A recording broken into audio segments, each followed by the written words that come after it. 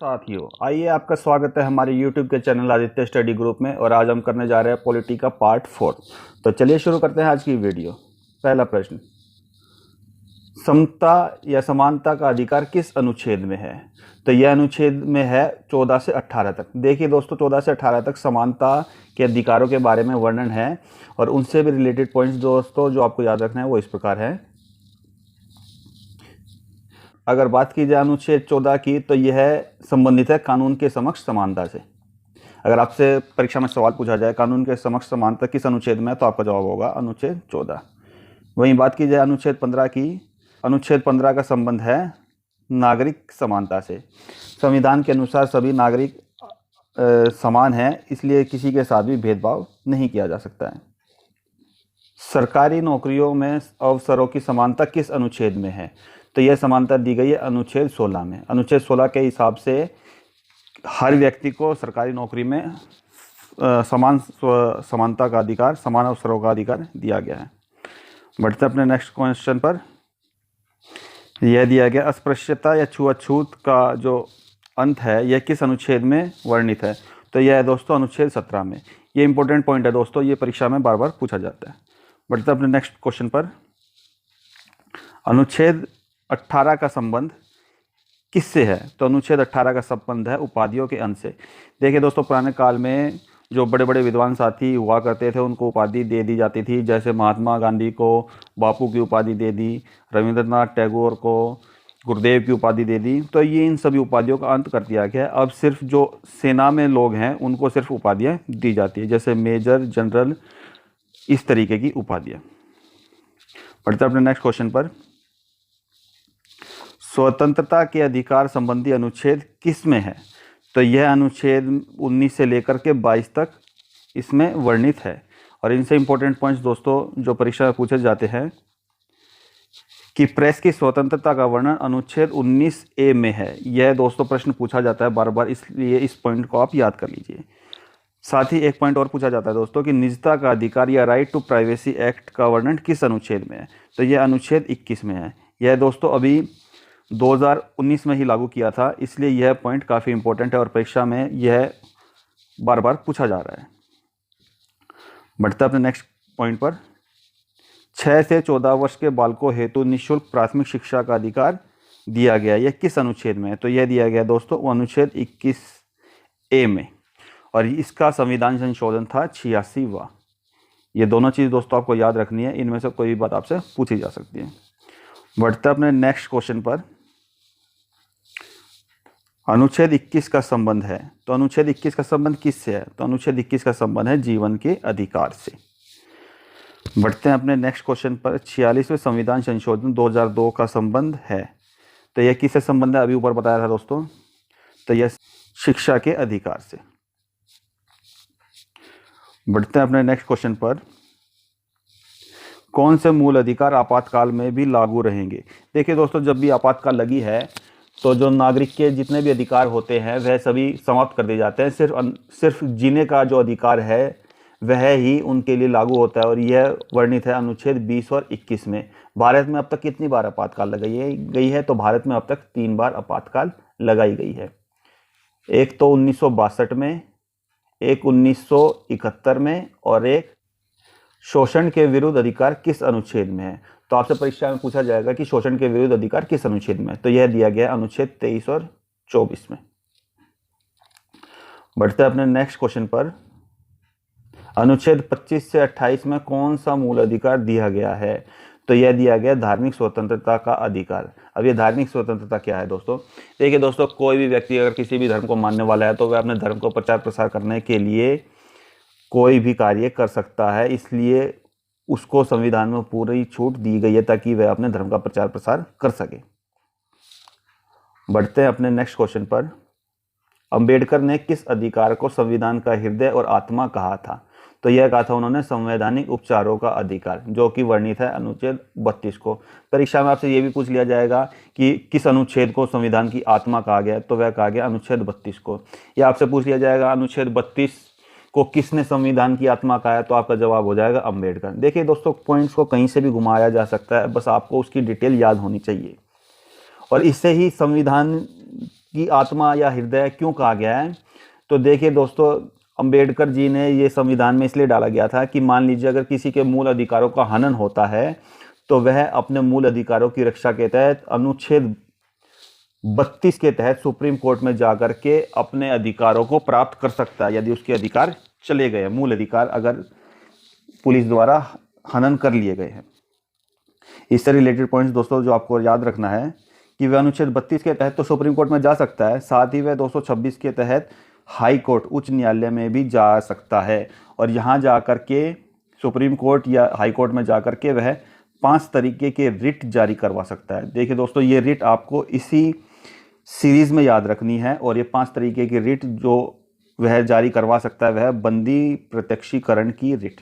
ये सबसे पहली रिट है दोस्तों, और ये बंदी प्रत्यक्षीकरण की रिट इस प्रकार है कि मान लीजिए अगर किसी व्यक्ति को पुलिस ने डिटेन कर लिया है, हिरासत में ले लिया है, तो कोर्ट का मानना है कि उसे 24 घंटे में उसके सामने पेश करना पड़ेगा। बंदी प्रत्यक्षीकरण, उस बंदी को कोर्ट के सामने प्रत्यक्ष करना पड़ेगा और कोर्ट उस पर फैसला लेगा कि उसको जो हिरासत में लिया गया है वह कानूनी है या गैर कानूनी है। बढ़ते अपनी नेक्स्ट रीट पर जो कि है परमादेश। परमादेश रीट में जो अदालत है वो यह फैसला ले सकती है कि कोई भी व्यक्ति किसी सरकारी पद पर बैठा है तो वह अपने पद के अनुसार कार्य कर रहा है या नहीं कर रहा है। बढ़ते अपनी नेक्स्ट रीट पर जो कि है प्रतिषेध। यह रीट उच्चतम न्यायालय ज़्यादातर इस्तेमाल करता है। इस रीट में वह निचली अदालत को किसी केस की सुनवाई के लिए मना कर सकता है और कह सकता है कि इस केस को उसके हवाले किया जाए। अगली रीट दोस्तों अधिकार परीक्षा। इस रीट में दोस्तों यदि कोई सरकारी व्यक्ति, अदालत को लगता है कि यदि कोई सरकारी व्यक्ति गलत तरीके से अपने पद पर बैठा हुआ है तो वह यह रीट जारी कर सकता है और उससे उसका सबूत मांग सकता है कि वह किस अधिकार के तहत उस या किस योग्यता के तहत उस पद पर बैठा हुआ है। अगली रीट है दोस्तों उत्प्रेषण की रीट। उत्प्रेषण रीट के तहत उच्चतम न्यायालय निचली अदालत जो भी होती हैं उनसे उनके कार्य के बारे में जानकारी मांग सकता है। देखिए दोस्तों, ये पांचों रीट है और ये पांचों की पांचों रीट आपको सीरियल में याद रहनी चाहिए। परीक्षा में आपसे सीधा पूछा जाएगा कि तीसरी रीट कौन सी थी, तो आपका जवाब हो जाएगा प्रतिषेध। इसलिए इन पांचों रीट को आपको सीरियल में याद रखना है और इनका एक्सप्लेनेशन थोड़ा थोड़ा आपको याद रखना है। बढ़ते हैं अपने नेक्स्ट क्वेश्चन पर। शिक्षा और संस्कृति का अधिकार किस अनुच्छेद में है? तो यह दिया गया है दोस्तों अनुच्छेद 29 से 30 में। बढ़ते हैं अपने नेक्स्ट क्वेश्चन पर। अनुच्छेद 32 का संबंध है, तो अनुच्छेद 32 का संबंध किससे है? तो अनुच्छेद 32 का संबंध है संवैधानिक उपचारों के अधिकार से, और इसे संविधान की आत्मा और हृदय भी कहा गया है, और यह कहा गया है बी आर अम्बेडकर ने। इससे रिलेटेड पॉइंट दोस्तों जो आपको याद रखने हैं, अनुच्छेद 32 को संविधान की आत्मा कहा, किसने कहा? डॉक्टर बी आर अम्बेडकर ने। बढ़ते हैं अपने नेक्स्ट क्वेश्चन पर। मूल अधिकार कितने हैं? तो मूल अधिकार अगर वयस्कों की बात की जाए तो मूल अधिकार वयस्कों के लिए हैं 6, और अगर बच्चों की बात की जाए तो उनके लिए हैं 7। 44वां संविधान संशोधन के तहत जो बड़े थे उनका जो 7वां मूल अधिकार था, संपत्ति का मूल अधिकार, उसे हटा दिया गया था और इसे कानूनी अधिकार बना दिया गया। संपत्ति के अधिकार की बात की जाए तो यह अधिकार अब 300 का में शामिल कर दिया गया। यह अब कानूनी अधिकार है, यह अब मूल अधिकार नहीं है। कोई भी व्यक्ति यह नहीं कह सकता कि उसके पास जमीन जायदाद नहीं है। इस कानून पहले क्या हुआ करता है दोस्तों, मान लीजिए किसी के पास जमीन जायदाद है, सरकार का कोई कार्य करना है तो वह अपनी ज़मीन पर अगर अड़ जाएगा, मुझे अपनी ज़मीन नहीं देनी है सरकारी काम के लिए, तो सरकार उससे ज़मीन नहीं ले सकती थी। इसलिए लोक कल्याण के कामों में दिक्कत हो रही थी, इसलिए इस सरकार ने इस संविधान संशोधन के तहत इस अधिकार को कानूनी अधिकार बना दिया। बढ़ते हैं इंपॉर्टेंट पॉइंट्स जो आगे दिए गए हैं। पहले बड़ों के लिए 7 मूल अधिकार थे, अभी आपको ऊपर बताया था, किंतु 1978 में 44वें संविधान संशोधन के तहत इसे घटा करके 6 कर दिए गए थे। तो कौन सा मूल अधिकार हटाया? वो हटाया संपत्ति का मूल अधिकार। बढ़ते हैं अपने नेक्स्ट क्वेश्चन पर। किस संविधान संशोधन के तहत मूल अधिकार 6 कर दिए गए? तो यह कर दिए गए 44वां संविधान संशोधन के तहत। बढ़ते हैं अपने नेक्स्ट क्वेश्चन पर। संविधान के भाग 6 में किसका वर्णन किया गया है? तो यह वर्णन किया गया नीति निर्देशक तत्वों का। अब ये नीति निर्देशक तत्व क्या है? तो किसी भी राज्य में कोई कल्याणकारी कार्य करने के लिए ये वर्णन किया गया है नीति निर्देशक तत्वों का। इसमें किसी राज्य सरकार को बाध्य नहीं किया जा सकता है कि वह कल्याणकारी कार्य करे, यह उसकी मन की इच्छा पर डिपेंड किया गया है। संविधान में यह अधिकार राज्य सरकार को दिया गया है। बढ़ते अपने नेक्स्ट क्वेश्चन पर। अंबेडकर ने नीति निर्देशक तत्वों को किस नाम से पुकारा है?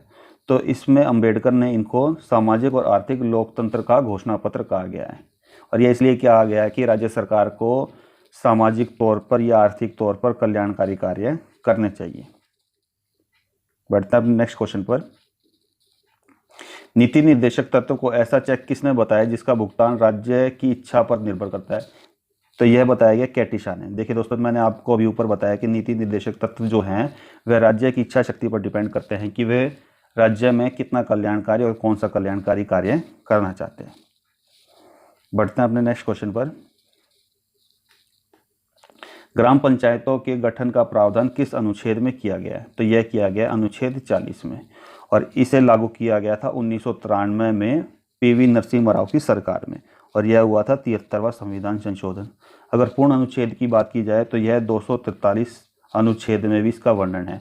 तो यह अनुच्छेद 40 आ जाए, अनुच्छेद 243 आ जाए, दोनों में ही ग्राम पंचायतों के गठन का प्रावधान दिया गया। और संविधान संशोधन कौन सा था? तो वह था 73वां संविधान संशोधन। देखिए दोस्तों, सारे पॉइंट्स आपस में जुड़े हुए हैं, एक एक पॉइंट्स का आपको कवर करना है ताकि कोई भी क्वेश्चन आपका परीक्षा में छूट ना जाए।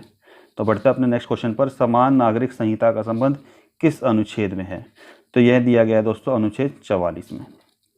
बढ़ते हैं अपने नेक्स्ट क्वेश्चन पर। अनुच्छेद 51 का संबंध किससे है? तो अनुच्छेद 51 का संबंध भारत की विदेश नीति से है। देखिए दोस्तों, आजकल भारत सरकार का विदेश नीति के ऊपर काफ़ी जोर है, इसलिए परीक्षा में यह प्रश्न पूछा जा सकता है कि विदेश नीति का संबंध किस अनुच्छेद से है? तो वह हमारे अनुच्छेद 51 में उसका वर्णन है। और अगर बात की जाए विदेश मंत्री की, तो अभी वर्तमान में विदेश मंत्री कौन है? तो वर्तमान में विदेश मंत्री है एस जयशंकर।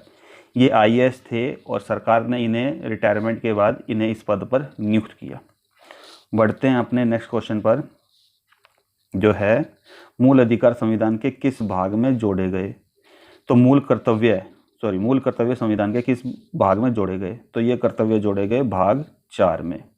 और ये मूल कर्तव्य इसलिए जोड़े गए कि जो लोग हैं वो अपने अधिकारों की बात तो करते रहते हैं लेकिन अपने कर्तव्य के बारे में कुछ नहीं बोलते हैं, इसलिए सरकार ने यह निर्णय लिया कि लोगों को उनके कर्तव्य भी बताया जाए। और बात की जाए मूल कर्तव्यों की, तो यह कहाँ से लिए गए हैं? तो यह रूस से लिए गए हैं, और यह जोड़े गए थे सरदार स्वर्ण सिंह कमेटी की सिफारिश पर।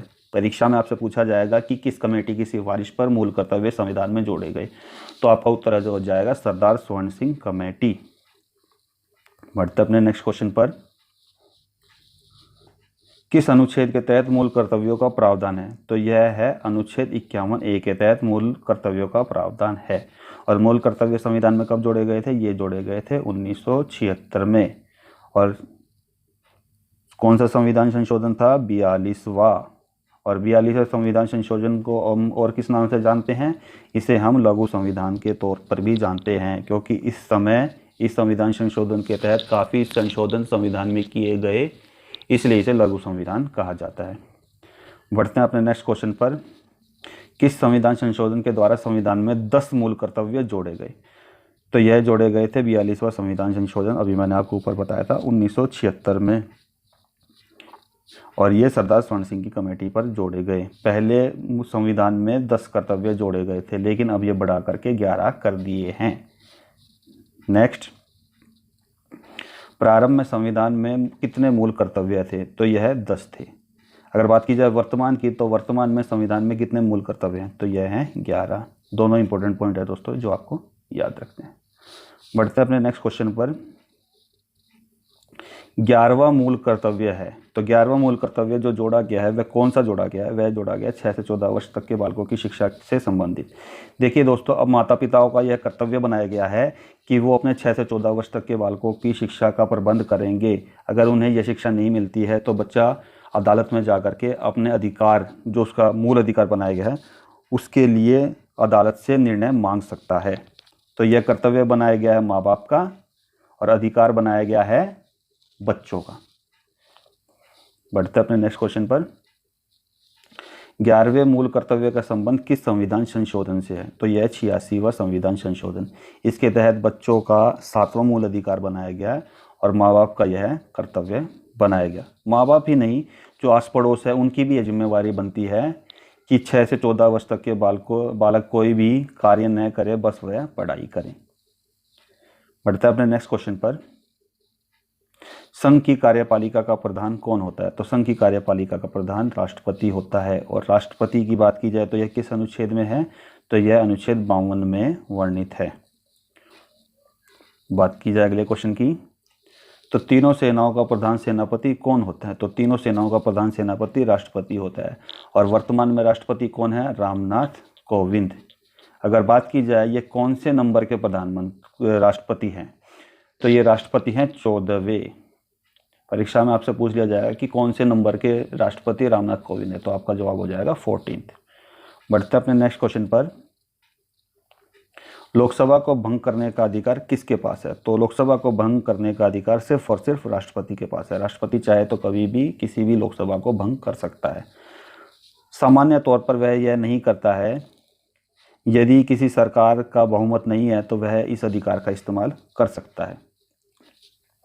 पढ़ते अपने नेक्स्ट क्वेश्चन पर। राष्ट्रपति का चुनाव किस प्रणाली से होता है? तो राष्ट्रपति का जो चुनाव है वह प्रत्यक्ष तौर पर नहीं होता है। भारत में जनता सीधे राष्ट्रपति का चुनाव नहीं कर सकती है। जनता के द्वारा जो सांसद चुने गए हैं वो राष्ट्रपति का चुनाव करते हैं। तो इस चुनाव प्रणाली को अप्रत्यक्ष तरीके से कहा जाता है, अप्रत्यक्ष चुनाव प्रणाली। और यह प्रणाली होती है आनुपातिक प्रतिनिधित्व के एकल संक्रमणीय पद्धति द्वारा। परीक्षा में आपसे पूछा जाएगा एकल संक्रमणीय पद्धति या अनुपातिक प्रतिनिधित्व संक्रमण पद्धति का इस्तेमाल किस प्रणाली में, किस चुनाव में होता है? तो आपका जवाब हो जाएगा राष्ट्रपति। और ये क्या है दोस्तों अनुपातिक प्रतिनिधित्व के एकल संक्रमणीय मत पद्धति? देखिए दोस्तों, हर एक विधायक, हर एक सांसद का वोट की एक वैल्यू होती है जिसका निर्धारण किया गया है। और यह निर्धारण होता है कि उस क्षेत्र में मौजूद जनता के अनुसार। जिस क्षेत्र में जनता ज़्यादा होती है उस सांसद या उस विधायक के मत की वैल्यू, वोट की वैल्यू उतनी ही ज़्यादा बढ़ जाती है। बात की जाए अगले पॉइंट की, अगले क्वेश्चन की, तो राष्ट्रपति चुनाव में आयु संबंधी योग्यता है, मतलब कितने वर्ष में जो राष्ट्रपति बन सकते हैं, राष्ट्रपति का चुनाव लड़ सकते हैं? तो वह है 35 वर्ष। अगर बात की जाए गवर्नर की, तो गवर्नर के लिए कितने समय में चुनाव लड़ सकते हैं? तो वह भी है 35 वर्ष। अगर बात की जाए लोकसभा की सांसद बनने की, तो वह है 25 वर्ष। अगर बात की जाए राज्यसभा की तो वह है 30 वर्ष। बढ़ते हैं अपने नेक्स्ट क्वेश्चन पर। राष्ट्रपति का कार्यकाल होता है, तो राष्ट्रपति का कार्यकाल कितना होता है? तो राष्ट्रपति का कार्यकाल 5 वर्ष का होता है।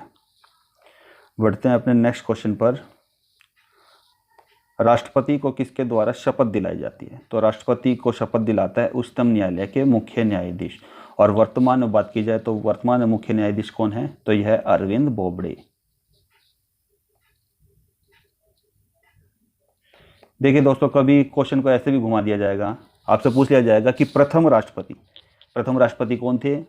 वो थे डॉक्टर राजेंद्र प्रसाद। प्रथम राष्ट्रपति को किसने शपथ दिलवाई? तो उस टाइम के जो प्रमुख न्यायाधीश, मुख्य न्यायाधीश थे, उन्होंने उनको शपथ दिलवाई। तो इसमें आपका पॉइंट ये बन गया कि जो राजेंद्र प्रसाद के समय मुख्य न्यायाधीश कौन थे? तो वो थे हीरालाल जे कानिया। आपको ये भी याद रखना है कि कौन से चीफ जस्टिस ने पहले थे या पहले राष्ट्रपति को शपथ दिलवाई। तो ये थे हीरालाल जे कानिया। एक चीफ जस्टिस ऐसे भी हुए हैं जो राष्ट्रपति पद पर बैठे हैं, उसका नाम क्या था? तो उनका नाम था मोहम्मद हिदायतुल्लाह। क्या नाम था दोस्तों उसका? उसका नाम था मोहम्मद हिदायतुल्लाह। तो देखिए कितने पॉइंट्स आपके बन गए हैं, ये सभी पॉइंट्स आपको याद रखने। बढ़ते हैं अपने नेक्स्ट क्वेश्चन पर। तो राष्ट्रपति अपना इस्तीफा किसे देता है? तो राष्ट्रपति अपना इस्तीफा उपराष्ट्रपति को देता है। और वर्तमान में उपराष्ट्रपति कौन है? वर्तमान में उपराष्ट्रपति है वेंकैया नायडू। और अगर इनका नंबर पूछा जाए उपराष्ट्रपति का तो ये है 13वां। अगर बात की जाए प्रधानमंत्री श्री नरेंद्र मोदी जी की, तो नरेंद्र मोदी कौन से वे प्रधानमंत्री हैं? तो ये 15वें प्रधानमंत्री हैं। और बात की जाए लोकसभा की, तो ये 70वीं लोकसभा चल रही है। देखिए दोस्तों कितने पॉइंट्स चुके हुए हैं, ये सभी पॉइंट्स आपको याद रखने हैं। पढ़ते हैं अपने नेक्स्ट क्वेश्चन पर। भारत के प्रथम राष्ट्रपति थे, तो भारत के प्रथम राष्ट्रपति थे डॉक्टर राजेंद्र प्रसाद, और ये 2 बार भारत के राष्ट्रपति रहे थे। पढ़ते हैं अपने नेक्स्ट क्वेश्चन पर। कौन 2 बार भारत के राष्ट्रपति बने? देखिए दोस्तों अभी मैंने ऊपर बताया, तो डॉक्टर राजेंद्र प्रसाद भारत के 2 बार राष्ट्रपति रहे। अगर बात की जाए भारत की प्रथम महिला राष्ट्रपति की, तो भारत की प्रथम महिला राष्ट्रपति प्रतिभा पाटिल, और यह कब रही थी? यह रही थी 2007 से 2012 तक। बढ़ते हैं अपने नेक्स्ट क्वेश्चन पर। कौन सा राष्ट्रपति वैज्ञानिक राष्ट्रपति कहलाता है? मतलब ऐसा राष्ट्रपति जो वैज्ञानिक रहा हो। तो इसका जवाब सभी को पता होगा, ये थे डॉक्टर APJ अब्दुल कलाम। देखिए दोस्तों एक बार परीक्षा में प्रश्न पूछ लिया था कि APJ अब्दुल कलाम का पूरा नाम बता दिए। तो APJ अब्दुल कलाम का पूरा नाम है अब्दुल पाकिर जैनुलब्दीन अब्दुल कलाम। ये भी नाम आपको याद रखना है दोस्तों। बढ़ते हैं अपने नेक्स्ट क्वेश्चन पर। पॉकेट वीटो पावर का प्रयोग करने वाले राष्ट्रपति थे, तो ये थे ज्ञानी जैल सिंह। देखिए दोस्तों राष्ट्रपति को काफ़ी वीटो पावर दी गई है जिसके तहत वे इस्तेमाल कर सकते हैं। हालांकि सामान्य तौर पर राष्ट्रपति इस तरीके की पावर का इस्तेमाल नहीं करते, लेकिन ज्ञानी जैल सिंह ने राजीव गांधी की सरकार में इस वीटो पावर का इस्तेमाल किया गया था। बात कुछ ऐसी थी कि राजीव गांधी ने एक प्रपोजल भेजा था, एक अध्यादेश भेजा था जो पोस्टल डिपार्टमेंट से रिलेटेड था। उसके सहमति के लिए उसे राष्ट्रपति के पास भेजा, लेकिन ज्ञानी जैल सिंह ने ना तो उसे पास किया ना तो उसे रद्द किया, बस उसे उठा करके उस प्रपोजल को अपनी जेब में रख लिया गया, और इसे पॉकेट वीटो पावर कहा जा सकता है। जवाब ना तो हाँ में ना में। आपसे ये भी प्रश्न पूछा जा सकता है परीक्षा में कि भारत के पहले सिख राष्ट्रपति कौन थे, तो आपका जवाब हो जाएगा ज्ञानी जैल सिंह। बढ़ते हैं अपने अगले क्वेश्चन पर। ऐसे राष्ट्रपति कौन थे जो निर्विरोध चुने गए? तो ऐसे राष्ट्रपति थे नीलम संजीव रेड्डी। देखिए दोस्तों नीलम संजीव रेड्डी इतने प्रसिद्ध हो गए थे कि उनके विपरीत विपक्ष ने किसी भी उम्मीदवार को नहीं उतारा, इसलिए वे निर्विरोध चुने गए थे। बढ़ते हैं अपने नेक्स्ट क्वेश्चन पर। प्रथम दलित राष्ट्रपति कौन थे? तो प्रथम दलित राष्ट्रपति थे KR नारायणन। बात की जाए इंपॉर्टेंट पॉइंट्स की दोस्तों जो आपको याद रखना है, आसान सा है ये, तो वर्तमान में राष्ट्रपति है, तो वर्तमान में राष्ट्रपति है रामनाथ कोविंद। बढ़ते हैं अपने नेक्स्ट क्वेश्चन पर। ऐसे राष्ट्रपति जिनका पद पर रहते हुए निधन हो गया था, तो ऐसे 2 राष्ट्रपति थे जिनका पद पर रहते हुए निधन हो गया था। एक थे डॉक्टर जाकिर हुसैन, ये जाकिर लिखा हुआ है दोस्तों, जाकिर हुसैन, और एक थे डॉक्टर फखरुद्दीन अली अहमद। ये 2 मुस्लिम राष्ट्रपति थे, दोनों ही मुस्लिम थे, जिनका पद पर रहते हुए निधन हो गया था। देखिए दोस्तों इसमें एक सवाल और बनता है, कई बार पूछा जाता है कि इंदिरा गांधी के समय उन पर हस्ताक्षर, जो प्रपोजल था उस पर हस्ताक्षर किस राष्ट्रपति ने किए थे? तो वो किए थे फखरुद्दीन अली अहमद ने। तो यहाँ पे आपका ये भी पॉइंट बनता है दोस्तों। बढ़ते हैं अपने नेक्स्ट क्वेश्चन पर। कितने ऐसे राष्ट्रपति हैं जिनको भारत रत्न पुरस्कार मिला? तो ऐसे टोटल 5 राष्ट्रपति हैं जिन्हें भारत रत्न पुरस्कार दिया गया। बढ़ते हैं अपने नेक्स्ट क्वेश्चन पर। राष्ट्रपति को पद से हटाने का तरीका है, तो यह है महाभियोग का तरीका, और यह वर्णित है अनुच्छेद 61 में। देखिए दोस्तों अगर संसद को ये लगता है कि राष्ट्रपति ठीक तरीके से काम नहीं कर सकता है कर रहा है, तो वह राष्ट्रपति को हटा भी सकते हैं, और इस प्रक्रिया की शुरुआत किसी भी सदन से हो सकती है, लोकसभा से भी और राज्यसभा से भी। लेकिन इसके लिए उन्हें 2 वीक्स लगभग 14 दिन पहले राष्ट्रपति को नोटिस भेजना होगा कि उनके खिलाफ महाभियोग की तैयारी की जा रही है, और इस पर कम से कम 50 सदस्यों के हस्ताक्षर होने ज़रूरी है। बढ़ते हैं अपने नेक्स्ट क्वेश्चन पर, जो है किस अनुच्छेद के तहत राष्ट्रपति अपराधियों को समाधान देता है? तो यह देता है दोस्तों अनुच्छेद 72। आपने अभी देखा होगा कि निर्भया हत्याकांड के आरोपियों ने समाधान की याचिका राष्ट्रपति जी के पास लगाई थी, तो वह अनुच्छेद 72 के तहत लगाई थी, लेकिन उनकी ये याचिका रद्द हो गई थी। तो ये क्वेश्चन आपका परीक्षा में आ सकता है। बढ़ते हैं अपने नेक्स्ट क्वेश्चन पर।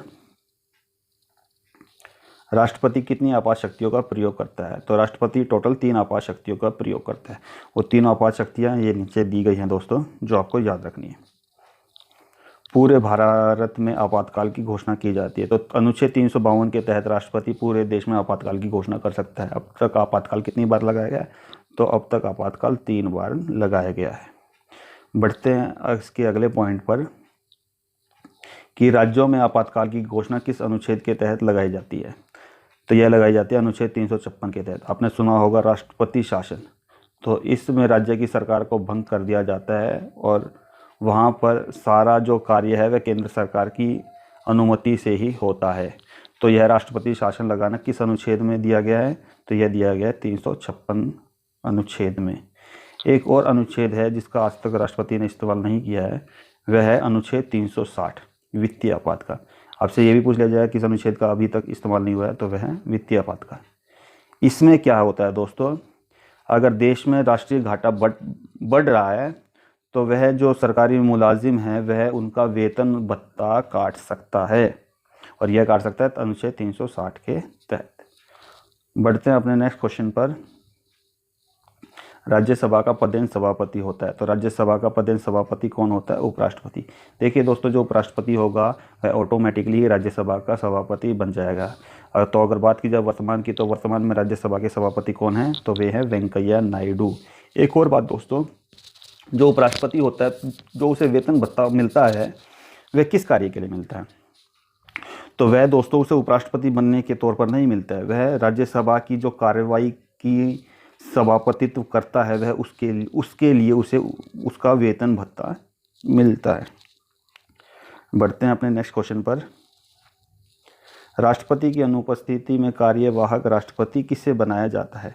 तो मान लीजिए राष्ट्रपति बाहर गए हुए हैं या बीमार पड़ गए हैं, तो उस हालात में राष्ट्रपति के तौर पर कौन कार्य करेगा? तो वह करेंगे उपराष्ट्रपति। बढ़ते हैं अपने नेक्स्ट क्वेश्चन पर। उपराष्ट्रपति को शपथ कौन दिलाता है? तो उपराष्ट्रपति को शपथ दिलाता है राष्ट्रपति। और इससे अगला क्वेश्चन, उपराष्ट्रपति अपना इस्तीफा किसे देता है? तो उपराष्ट्रपति अपना इस्तीफा राष्ट्रपति को देता है। देखिए दोस्तों, अगर राष्ट्रपति इस्तीफा देगा तो वह उपराष्ट्रपति को देगा, और अगर उपराष्ट्रपति अपना इस्तीफा देगा तो वह राष्ट्रपति को अपना इस्तीफा देगा। अगला क्वेश्चन दोस्तों इंपॉर्टेंट है। ऐसा उपराष्ट्रपति जिसका पद पर रहते हुए निधन हो गया था। तो ऐसे उपराष्ट्रपति भी रहे हैं जिनका पद पर रहते हुए निधन हो गया था, और वे थे कृष्णकांत, और इनका निधन हुआ था 2002 में। और अपने कार्यकाल से लगभग 6 महीने पहले इन्हें दिल का दौरा पड़ गया था, जिसकी वजह से इनकी मौत हो गई थी। आपसे ये भी सवाल पूछा जा सकता है कि कृष्णकांत की जो उपराष्ट्रपति रहे उनकी मृत्यु के समय राष्ट्रपति कौन थे? तो उस टाइम राष्ट्रपति थे KR नारायणन। तो देखिए दोस्तों, ये पॉइंट्स काफ़ी इंपॉर्टेंट है। बढ़ते हैं अपने नेक्स्ट क्वेश्चन पर। वर्तमान में उपराष्ट्रपति हैं, तो वर्तमान में उपराष्ट्रपति है वेंकैया नायडू, और इनका नंबर है 13वां। देखिए दोस्तों, वीडियो थोड़ी लंबी हो रही है, इसलिए इससे आगे के पॉइंट्स हम अगली वीडियो में कवर करेंगे। देखिए दोस्तों, ये सारे पॉइंट्स क्वेश्चन इंपॉर्टेंट हैं और परीक्षा में बार बार पूछे गए हैं, या इनके पूछे जाने की संभावना सबसे अधिक है। तो ये क्वेश्चन और पॉइंट्स आपको अच्छे लगे हो तो कृपया इस चैनल को सब्सक्राइब करें और बेल आइकन को प्रेस करें, ताकि इस चैनल की नई नई नोटिफिकेशन आपको तुरंत मिल जाए। थैंक्स।